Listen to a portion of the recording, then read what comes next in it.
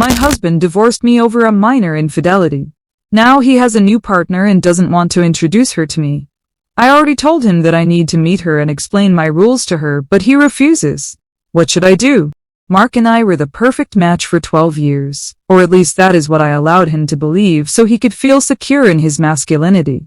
I was the architect of our home, the one who curated his wardrobe, managed his diet to prevent the heart issues his family is prone to, and ensured our social circle was comprised of people who actually added value to our lives. I didn't just love him.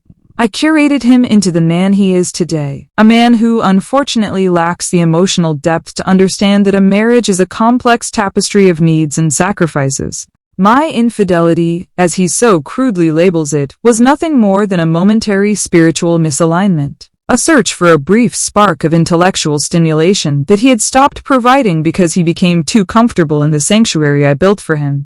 It was a minuscule lapse, a tiny footnote in a decade of my absolute devotion, yet he chose to tear our family apart over a single human mistake. He walked away from a queen because he couldn't handle one minor flaw in my otherwise spotless record of service to his well-being. The divorce was a spectacle of his own making, a dramatic exit that left me wondering how he would ever survive without my constant guidance and correction.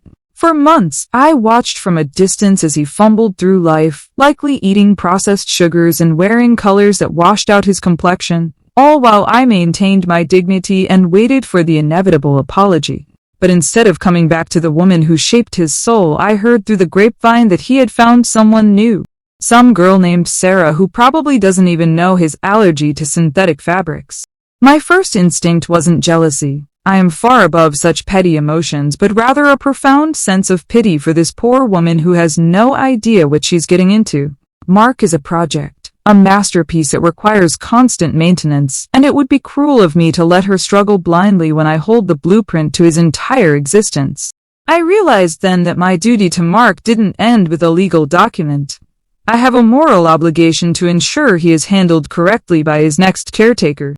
I spent 3 weeks meticulously drafting what I call the legacy of care, a manual for Mark's future. It isn't just a list of chores. It is a comprehensive guide to his psychological triggers, his digestive requirements, and the specific tone of voice one must use when he's being particularly stubborn. I divided it into chapters like nutritional boundaries, social curation, and the art of managing his mood swings without him noticing. I even included a section on the proper way to fold his undershirts so he doesn't feel a sense of domestic chaos, which always leads to him being grumpy at work. This document is a gift, a shortcut to a successful relationship that I am offering out of the goodness of my heart because I still value the investment I made in him. I'm not trying to win him back. I am simply trying to prevent his life from devolving into the mediocrity that usually follows a man who loses his primary compass. When I first texted Mark to tell him that I needed to meet this Sarah person to hand over the manual and explain the protocols, he had the audacity to tell me no. He claimed that he was happy and that my involvement was creepy and unnecessary, which is exactly the kind of ungrateful response a child gives when their mother tries to tie their shoes. He doesn't understand that Sarah is currently a blank slate, and without my intervention she will undoubtedly make the same mistakes that lead to his unhappiness. I explained to him that as the person who knows him better than his own mother, I have a right to vet the person who will be occupying the space I vacated. I told him that I wasn't asking for permission, but rather informing him of a mandatory transition meeting, for the sake of his own health and stability. He blocked my number after that, which only confirmed my suspicions that he is being manipulated, or is simply too ashamed to admit he's failing without me. The fact that he thinks he can just erase 12 years of my expertise is not only offensive, it's a direct insult to the sanctity of the work I put into him. I am not some crazy ex. I'm the founder of the man he has become, and I refuse to see my life's work ruined by a girl who probably thinks Taco Tuesday is a personality trait. I've tried to reach out to his sister, who always admired my organizational skills, but even she has been cold, likely poisoned by Mark's distorted narrative of our breakup. They all seem to forget that I was the one who stayed when things were difficult, the one who smoothed over his social gaffes and made sure he was respected in his career. Now, I am being treated like a stranger because I care enough to ensure the next woman in his life doesn't break what I spent over a decade building. It is a classic case of the patient thinking they know more than the doctor, and it's honestly heartbreaking to witness such blatant ingratitude. I decided that if Mark wouldn't facilitate the meeting, I would have to take the initiative and find Sarah myself, because a true leader doesn't wait for permission to do what is right.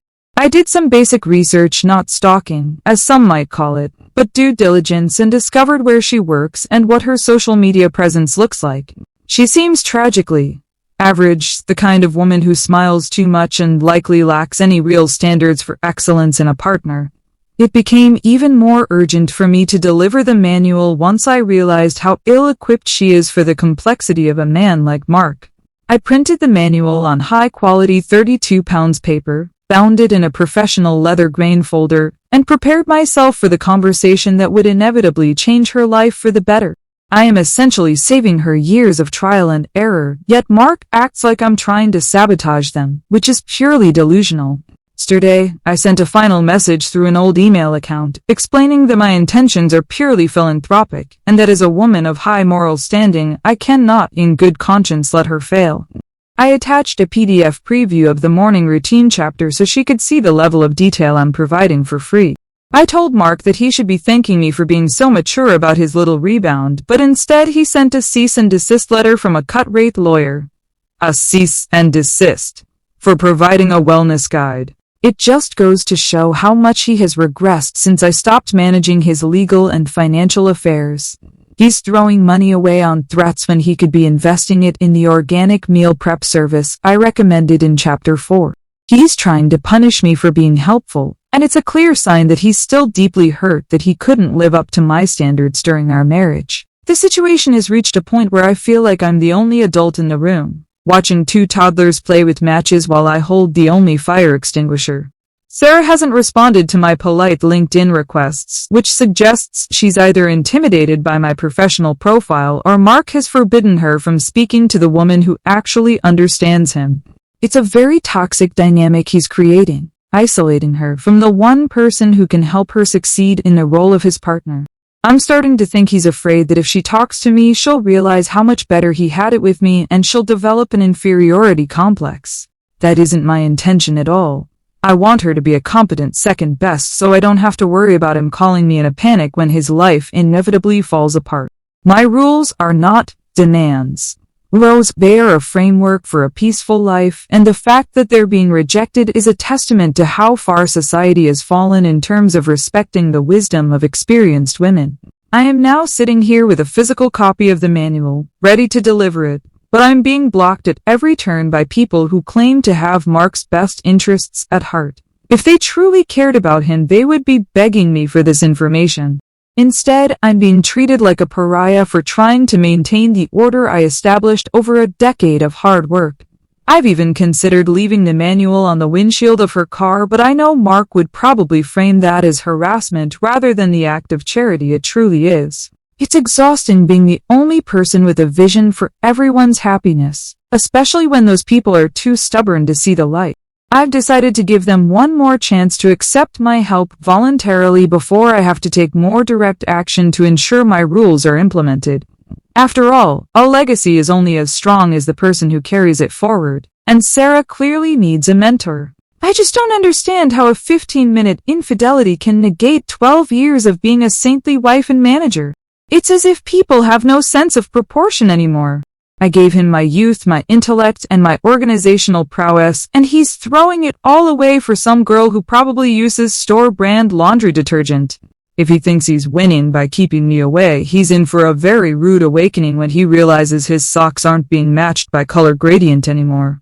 I'm staying strong because I know that eventually Sarah will realize she's drowning, and she'll wish she had listened to the woman who held the keys to the kingdom. Until then, I will continue to hold my head high, knowing that I am the true victim of a man who didn't appreciate the perfection I offered him on a silver platter.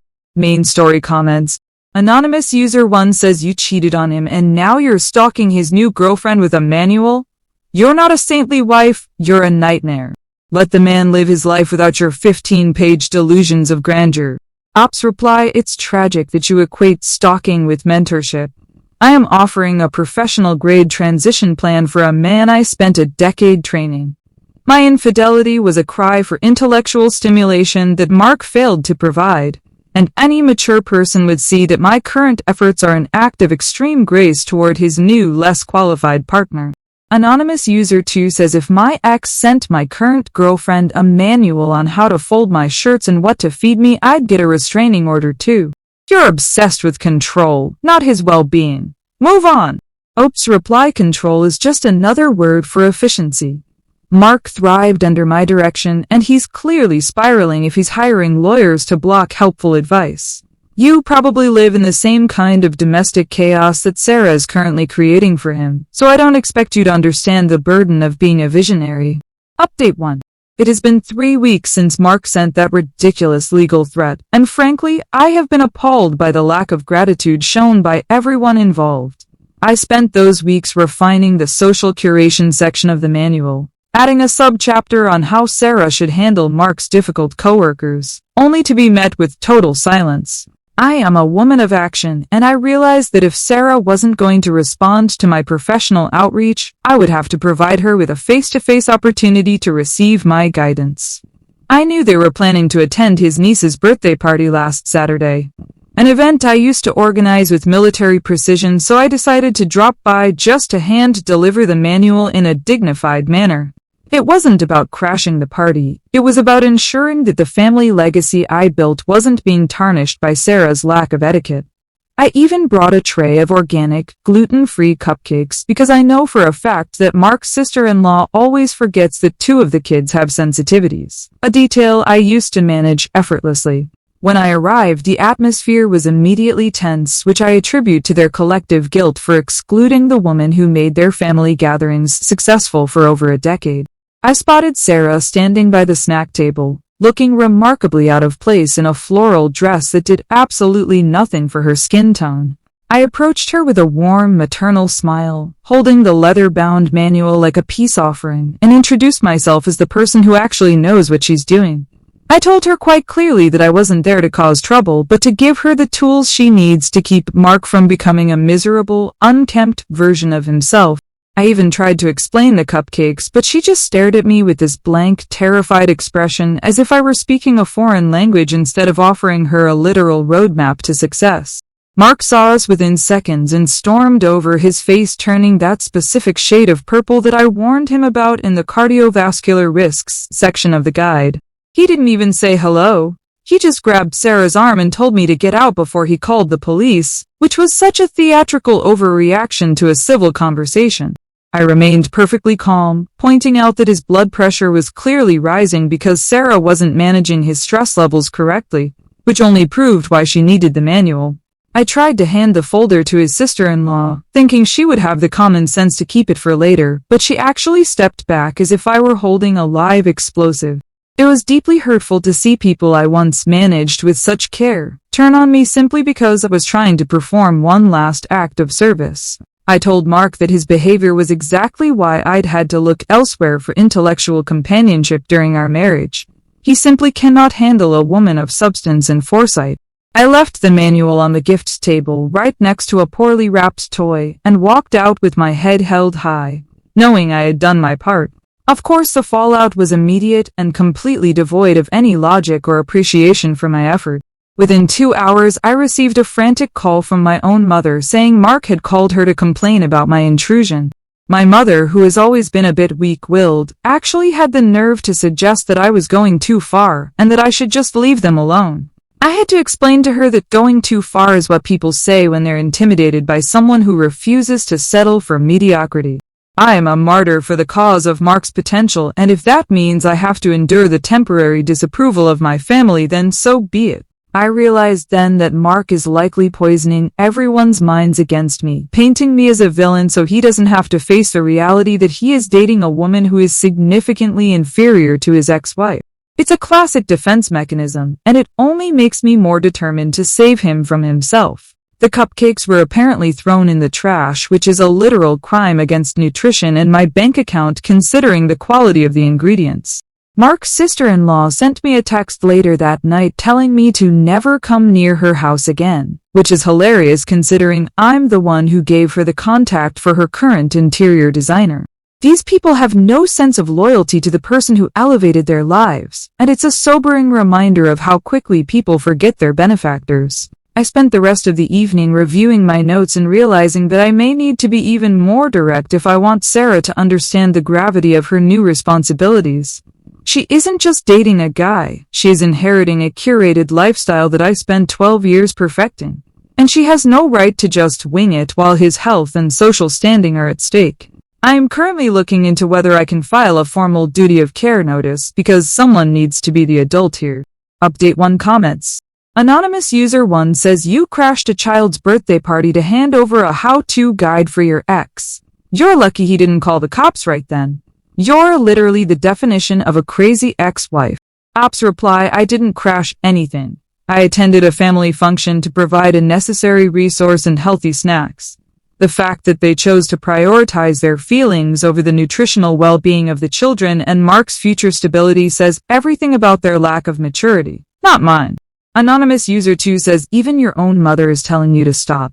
Don't you see that you're the one causing the blood pressure issues you claim to be so worried about? Leave that poor woman alone.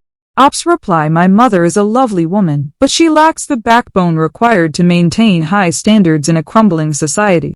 Mark's blood pressure is high because he's living in a state of chaos without my daily management, and Sarah is clearly too incompetent to notice the signs I've documented for her. Update 2. 2 weeks have passed since the birthday party incident, and I have come to the conclusion that Mark has completely brainwashed Sarah into fearing me. It's a pathetic tactic used by weak men to prevent their new trophies from learning the truth about their own shortcomings. Since they've blocked me on every digital platform, I decided to take a more grassroots approach to ensure my legacy of care. Manual reached its intended recipient without Mark's interference. I knew Sarah frequented a specific boutique yoga studio on Tuesday mornings, the kind of place that caters to people who want the aesthetic of wellness without the actual discipline. I waited in the parking lot, not like a predator but like a concerned consultant waiting for a client who doesn't realize they need help. When she walked out, looking disheveled and clearly not practicing the breathing techniques I could have taught her, I stepped forward to fulfill my mission. I didn't even raise my voice. I simply walked up to her and said, Sarah, for the sake of Mark's long-term gastrointestinal health, you need to read Chapter 3. I held out a fresh copy of the manual, this time with highlighted sections and sticky notes for easy reference. She literally shrieked and scrambled back toward the studio, attracting the attention of several other women who clearly didn't understand the nuance of the situation. I followed her at a respectful distance, explaining that Mark's tendency to overeat when stressed is a serious issue that she is currently ignoring. I told her that I wasn't there to judge her obvious lack of preparation, but to fix it.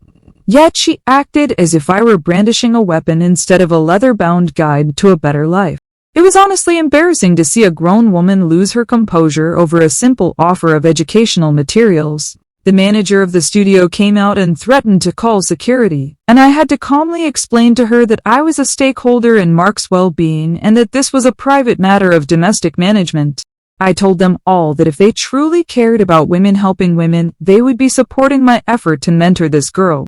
Instead, they escorted Sarah back inside like she was some kind of victim, while I was left standing in the sun with a manual that could literally save Mark's life. It's incredibly frustrating to be the only person acting with any sense of long-term vision in a room full of people who only care about boundaries and comfort. Boundaries are just excuses for people who are too lazy to achieve excellence, and Sarah is clearly using them to avoid the hard work of being Mark's partner. I left the manual on the door handle of the studio, assuming that someone with at least half a brain would eventually give it to her. The next morning, I found out that Mark had contacted the local police department to file a harassment report, which is a disgusting misuse of public resources. I had to spend 2 hours explaining to an officer who was far too young to understand the complexities of a 12-year marriage that I was simply providing a transition manual for a former asset. I told the officer that if he had a wife who cared enough to write him a 15-page guide on how to be his best self, he would be a lucky man. The officer just looked at me with a blank expression, much like Sarah, proving once again that most people are content to live in a state of unmanaged mediocrity. He told me that if I approached her or Mark again, I would be facing serious legal consequences, which is a direct threat to my right to ensure the man I built doesn't fall apart. I realized then that Mark is trying to erase me entirely, as if my 12 years of service were just a fever dream he's trying to wake up from. He's using the legal system to validate his own fragility, and it's a slap in the face to every woman who has ever dedicated herself to the improvement of a man. I am now being portrayed as a stalker, simply because I am persistent in my kindness and thorough in my documentation. It is a sad day when a manual on proper undershirt folding and stress management is considered a threat, but I suppose that is the world we live in now. I am not deterred, however. I am merely pivoting my strategy to ensure that the truth of my legacy of care is recognized, even if I have to do it from a distance. Mark thinks he's won, but he's actually just proving how much he still fears my influence. Update 2 comments. Anonymous user 1 says you followed her to her yoga studio and followed her at a respectful distance while she was shrieking in fear. That is literally stalking. You need professional help, and I don't mean a management consultant. Ops reply, your use of the word fear is an exaggeration typical of people who can't handle high-stakes communication. She was overwhelmed by the depth of my knowledge and her own inadequacy. I am the only one providing her with a solution to her obvious lack of skills, and she should be grateful I took the time out of my busy schedule to find her. Anonymous user 2 says the police told you to stop, the legal system is involved. This isn't about Mark's gastrointestinal health anymore. It's about your inability to accept that you are no longer in control. Ops reply, the police are merely being used as a tool for Mark's emotional outbursts. Control is a prerequisite for a stable home, and since I am the only one with a proven track record of maintaining that stability, it is my duty to intervene. If the legal system doesn't understand the importance of a well-organized linen closet, that's their failure, not mine. Update 3. A month has passed since the yoga studio incident, and the levels of ingratitude have reached an all-time high. I received a formal summons to court for a permanent restraining order hearing, which is the most dramatic and unnecessary thing Mark has ever done. He is literally wasting the court's time because he's too insecure to admit that he needs my manual to function properly in society. I spent the weeks leading up to the hearing, preparing a PowerPoint presentation which I intended to show the judge detailing the positive impact my management had on Mark's career and health over the last decade. I wanted to prove that my rules were not harassment, but rather a set of best practices that any reasonable person would want for their partner. I even included a before and after section showing his wardrobe improvement under my tenure, which was quite frankly undeniable. The hearing was a farce from the moment it began, with Mark's lawyer painting me as some kind of unhinged, obsessed woman, rather than the visionary ex-wife I am. They brought up the manual as if it were some kind of creepy manifesto, reading sections out loud in a mocking tone that completely ignored the nutritional science behind my advice. When they read the part about the specific way to massage Mark's temples when he has a deadline, the gallery actually snickered, showing a profound lack of respect for the intimacy of domestic service. I stood up to explain the physiological benefits of that specific technique, but the judge told me to sit down and be quiet, which is a classic example of the system silencing women with actual expertise. Sarah sat there looking traumatized, which was clearly a rehearsed performance to gain sympathy from the court. The judge didn't even look at my PowerPoint, which was a devastating blow to the pursuit of justice and organized living. He ruled in favor of a 3-year restraining order, prohibiting me from contacting Mark, Sarah, or even being within 500 feet of their homes or workplaces. He called my behavior obsessive and harassing, terms that are clearly meant to diminish the value of my 12-year investment. I tried to explain that I was essentially an unpaid consultant who was being fired without cause, but the judge just threatened me with contempt. It was a complete betrayal of common sense. I am being legally barred from helping a man who clearly has no idea how to help himself. Mark looked relieved, which only tells me that he's reached a level of delusion where he actually believes he's better off without my guidance. I left the courthouse feeling like a martyr for the cause of domestic excellence. I am now being treated like a criminal because I cared too much and worked too hard to ensure a legacy of care was maintained.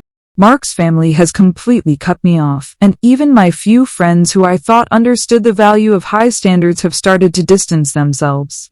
They call it giving him space, but I call it allowing a tragedy to happen in slow motion. Without me to filter his social life and manage his dietary needs, Mark will likely be unrecognizable within a year. It's a tragedy that the law can be used to protect someone from their own best interests, but that is the reality of the mediocre world we live in today. I have spent the last few days staring at the final copy of the manual, realizing that I am the only one who truly knows its worth. I put my soul into those 15 pages, and now they're being treated like evidence in a crime. It is a profound insult to the work of a wife and a manager. I've decided that if they won't accept my manual, I will publish it as a blog for other women who find themselves dealing with Mark type men who don't know they need a leader. If I can't save my own legacy, I will at least help others avoid the pain of watching their hard work be dismantled by a Sarah. I am the victim of a system that rewards mediocrity and punishes the pursuit of a perfectly managed life. Update 3 comments. Anonymous user 1 says a restraining order. Finally. Maybe now you'll get the hint and stop. The judge was right. Your behavior is the definition of harassment. Leave them alone and find a hobby that doesn't involve managing other adults. Ops reply: a hobby is for people with empty lives. My management was a career and a calling. The restraining order is a temporary obstacle placed by a system that doesn't understand the complexity of high-level domesticity. I am not harassing them. I am being legally prevented from providing a vital service. Anonymous user 2 says you tried to show a PowerPoint at a restraining order hearing. You're so deep in your own delusion that you don't even see how terrifying you are. Mark is relieved because he's finally free of your suffocating control. Ops reply: suffocating is just what people say when they're being held to a standard they can't meet. The PowerPoint was an educational tool to help the judge understand the metrics of my success. If people are terrified of excellence and organization, then the world is in a much worse state than I realized. Update 4. It has been 6 months since the court issued that ridiculous order, and I have spent that time in a state of quiet, dignified observation from a strictly legal distance. I moved to an apartment that is exactly 501 feet away from Mark's usual route to work just to ensure I am following the letter of the law while still maintaining my vigil as his silent guardian. I have watched from my balcony as he drives past, and it breaks my heart to see that his car is no longer washed weekly. A clear sign that Sarah has no respect for the longevity of a vehicle's paint job. He looks tired, his posture has slumped, and I can tell even from a distance that he is wearing shirts that haven't been properly steamed. It is exactly as I predicted. Without my manual and my presence, he is slowly devolving into a shell of the man I created. I have started my blog, The Superior Spouse, where I have uploaded the entirety of the Legacy of Care manual for the world to see. It has become a sanctuary for women who understand that a man is essentially a project that requires a firm hand and a clear set of rules. I get messages every day from women who are mentoring their partners using my techniques, and it gives me a sense of peace to know that my work is living on, even if Mark is too stubborn to benefit from it. I've even added a section on how to handle the Sarahs of the world. Those mediocre replacements who think that love is a substitute for a well-maintained spreadsheet of dietary restrictions. My blog is my new kingdom, and in it, I am the undisputed queen of domestic management, a title I earned through 12 years of thankless service. I heard through a mutual acquaintance, one who still recognizes my authority, that Mark and Sarah are planning to get married.